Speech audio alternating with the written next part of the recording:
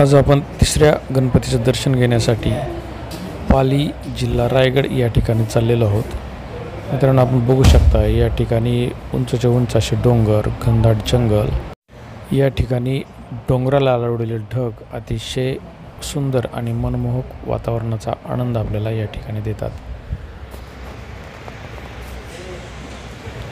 आता आपण बल्लाळेश्वराचं मंदिर असलेल्या पाली या शहरामध्ये पोहोचलेलो आहोत. मित्रांनो, आता आपण आलेलो आहोत बल्लाळेश्वर मंदिराकडं. मित्रांनो, आता आपण आलेलो बल्लाळेश्वर मंदिराचं दर्शन घेण्यासाठी. आपला तिसरा गणपती आहे. हे बल्लाळेश्वर मंदिराचं मुख्य प्रवेशद्वार आहे. आज आपण तिसऱ्या गणपतीचं दर्शन घेणार आहोत. हा गणपती पाली या ठिकाणी आहे.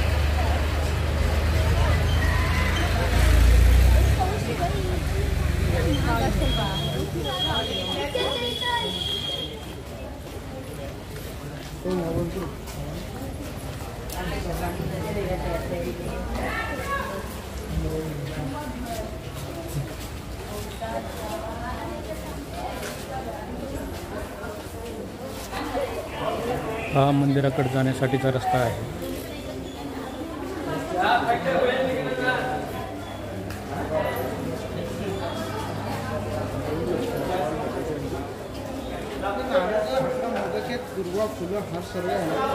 आता आपण मंदिराकडे चाललेलो आहोत.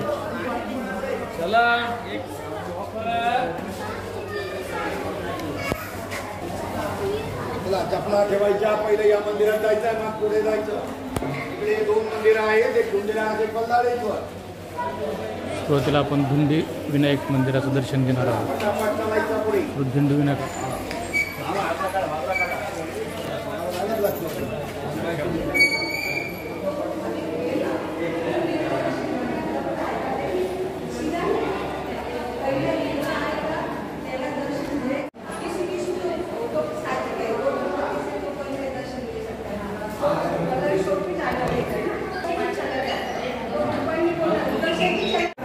केलेली आहे.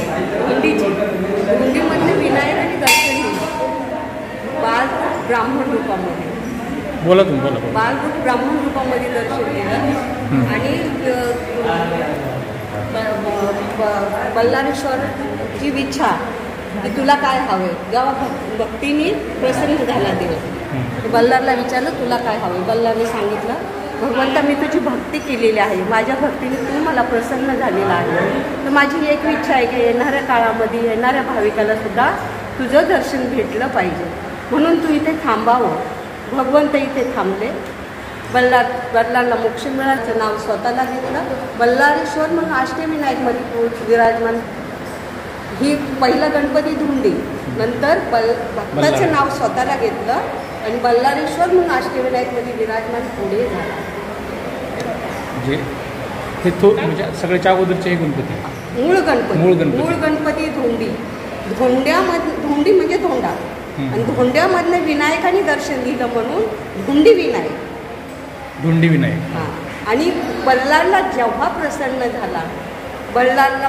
झाला त्यावेळी बल्लारला दर्शन दिल्याच्या नंतर भक्तामुळं प्रसन्न झाला म्हणून भक्ताचं नाव स्वतःला घेतलं. बल्लारचं नाव स्वतःला घेतलं आणि बल्लाळेश्वर म्हणून अष्टविनायकमध्ये विराजमान पुढे झाला. थँक्यू. बल्लाळेश्वर, धुंडी विनायक आणि श्री गणेश यांचे संबंध दर्शविणारे हे रेखाटलेले चित्र आहेत. त्याच्या खाली त्याच्याबद्दलचा संपूर्ण मजकूर लिहिलेला आहे.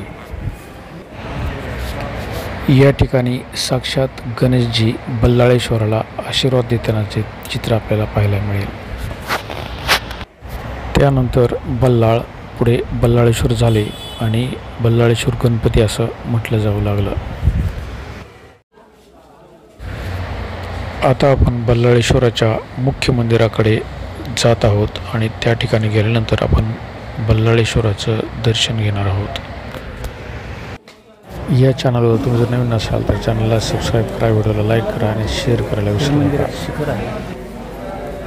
मंदिर पूर्ण पाषाणामध्ये बांधलेलं आहे.